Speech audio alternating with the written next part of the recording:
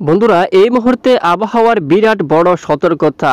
আজও চট্টগ্রাম বিভাগকে কাঁপাবে। শুরু হলো বরিশাল থেকে শুরু করে চট্টগ্রাম বিভাগের বেশিরভাগ এলাকায় কালবৈশাখী প্রচণ্ড বেগে ঝড় বৃষ্টি।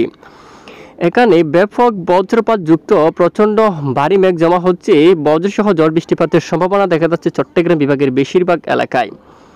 বরিশাল বিভাগেরও অনেক এলাকায় বৃষ্টিপাত কিন্তু শুরু হয়ে গেছে, যা গতকালের আপডেটে আপনাদেরকে জানিয়েছিলাম। ঢাকা বিভাগেরও অনেক এলাকায় বৃষ্টিপাত কিন্তু শুরু হয়ে গেছে এবং কুমিল্লার দিকে দেখুন, এবং এখানে আরও একটু দক্ষিণ দিকে প্রচণ্ড মেঘ তৈরি হচ্ছে এবং সব মেঘ এখানে ধীরে ধীরে দক্ষিণ দিকে অগ্রসর হচ্ছে। চট্টগ্রাম বিভাগের বেশিরভাগ এলাকায় আজ ঝড় বৃষ্টিপাতের সম্ভাবনা। আজ বিকেল থেকে রাতের মধ্যে চট্টগ্রাম বিভাগের অনেক এলাকায় কালবৈশাখী প্রচণ্ড বেগে ঝড় বৃষ্টিপাতের সম্ভাবনা দেখা যাচ্ছে।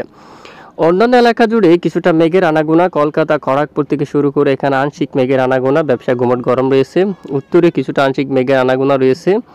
এখানে এই যে তেমন বজ্রপাত নেই, তবে এখানে দেখুন কিছুটা মেঘলা আকাশ এবং চিরিংয়ের উপর হালকা বজ্র বৃষ্টি দেখা যাচ্ছে। এছাড়া উত্তরে বজ্রসহ বৃষ্টিপাতের সম্ভাবনা থাকছে, তবে সবচেয়ে বেশি সম্ভাবনা ঢাকা এবং এদিকে বরিশাল বিভাগের দিকে। এছাড়া এদিকে চট্টগ্রাম বিভাগের দিকে এখানে বজ্রসহ বৃষ্টিপাতের প্রবল সম্ভাবনা, বিশেষ করে বরিশাল বিভাগের পূর্ব দিকে অঞ্চলগুলোর উপর বজ্রসহ বৃষ্টিপাতের সম্ভাবনা। এবং চট্টগ্রাম বিভাগের বেশিরভাগ এলাকায় বিকেল থেকে রাতের মধ্যে প্রচণ্ড বেগে বজ্রসহ বৃষ্টিপাতের সম্ভাবনা দেখা যাচ্ছে।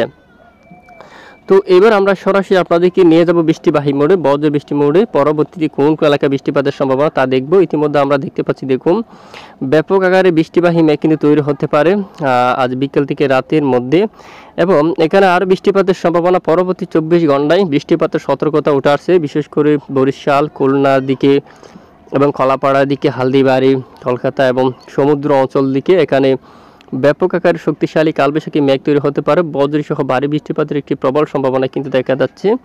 এছাড়া দেশের উত্তরীয় গুয়াহাটি এবং এখানে আংশিক কিছুটা বিক্ষিপ্ত বজ্রসহ বৃষ্টিপাতের সম্ভাবনা। আগামীকাল থেকে এখানে আরও অনেক এলাকা জুড়ে মেঘ তৈরি হওয়ার সম্ভাবনা রয়েছে।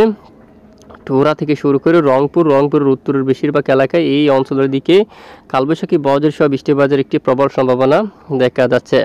এবং আরও একটু লাইভ ট্রেক করে আমরা দেখাই। এবং দক্ষিণের দিকে কিন্তু বৃষ্টিপাতের সম্ভাবনা ঠিক 7 তারিখ নাগাদ দেশের বেশিরভাগ এলাকায় বৃষ্টিপাতের সতর্কতা উঠে আসছে। এরই মাঝে দক্ষিণের উপকূলীয় অঞ্চলে থাকছে এবং পশ্চিমবঙ্গের বেশিরভাগ অঞ্চলে কালবৈশাখী বজ্রসহ বৃষ্টিপাতের সম্ভাবনা থাকছে। এরই মাঝে কলকাতা এখনও পশ্চিমবঙ্গের উপর বৃষ্টিপাত হতে দেখা যায়নি। চন্দ্রনগর, আরামবাগ, বর্ধমান, দুর্গাপুর, বাঁকুড়া, চিউরি, কাতুয়া, তারপর এখানে নালহাটি, দুমকা, তারপর দুলিয়ান থেকে শুরু করে মুর্শিদাবাদ, এখানে নদিয়া, তারপর উত্তর 24 পরগনা, দক্ষিণ 24 পরগনা, কলকাতা, পূর্ব মেদিনীপুর, পশ্চিম মেদিনীপুর, এখানে ঝাড়গ্রাম, বেশ কিছু এলাকায় কালবৈশাখী প্রচণ্ড বেগে ঝড় বৃষ্টিপাতের সতর্কতা উঠে আসছে। তাই অবশ্যই সবাই সাবধানতা অবলম্বন করবেন।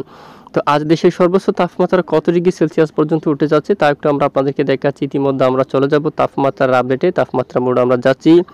তো ঠিক দুপুরকালীন আপডেট আমরা দেখব। তাপমাত্রা যে আপডেট উঠে আসছে, এখানে 35 ডিগ্রি সেলসিয়াস রয়েছে কলকাতা থেকে শুরু করে আশেপাশে এলাকায়, এবং খুলনাতে দেখুন 27, বরিশালে 30, উপকূলীয় চট্টগ্রাম বিভাগে এখানে একটু গরম বেশি দেখা যাচ্ছে, 33-34 পর্যন্ত রয়েছে, 33 পর্যন্ত।